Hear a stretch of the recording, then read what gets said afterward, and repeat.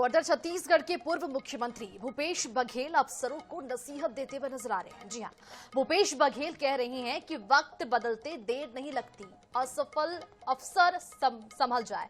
आपको बताते ये भी चले कि कुछ सालों पहले ऐसी ही नसीहत पूर्व मुख्यमंत्री डॉक्टर रमन सिंह की ओर से भी दी गई थी। आखिर पूर्व मुख्यमंत्रियों को क्यों देनी पड़ रही है इस तरह की नसीहत, क्यों इसे लेकर प्रदेश में सियासत देखने को मिल रहा है, इस रिपोर्ट में देखिए। पंजा छाप जो अधिकारी हैं, अब भी वक्त है, संभल जाओ। अभी तो 30-40 गए हैं। भ्रष्टाचार में यदि लिप्त रहोगे तो कहीं बीज बचने वाले नहीं हो।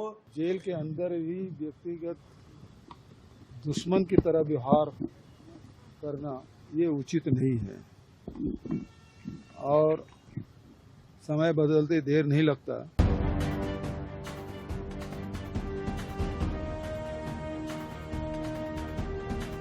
अफसरों को वक्त बदलने और सुधर जाने की नसीहत देते ये छत्तीसगढ़ के दो पूर्व मुख्यमंत्री हैं।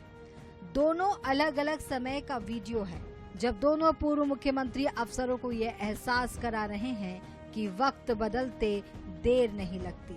दरअसल बीते दिनों पूर्व मुख्यमंत्री भूपेश बघेल रायपुर सेंट्रल जेल पहुंचे थे। शराब घोटाला मामले में जेल में बंद पूर्व मंत्री कवासी लखमा से उन्होंने मुलाकात की।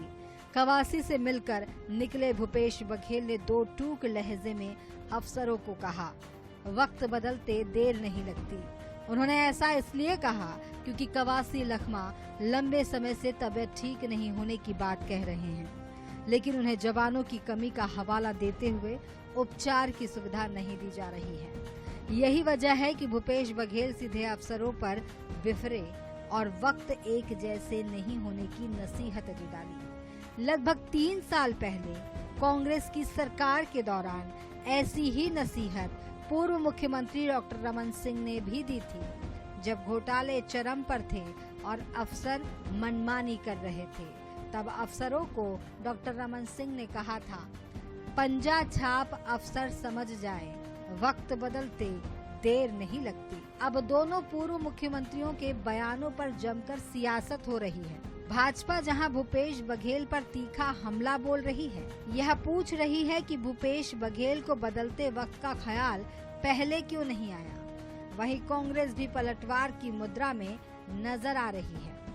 इतिहास के पन्ने पलट ले, आ जाओ छत्तीसगढ़, स्वागत है, अभिनंदन है, वंदन है। ये घोटाले के अंदर कौन लोग थे, किनके कार्यकाल में हुए? देश के इतिहास को कांग्रेस पार्टी ने अपने हिसाब से प्रस्तुत करने का काम किया है।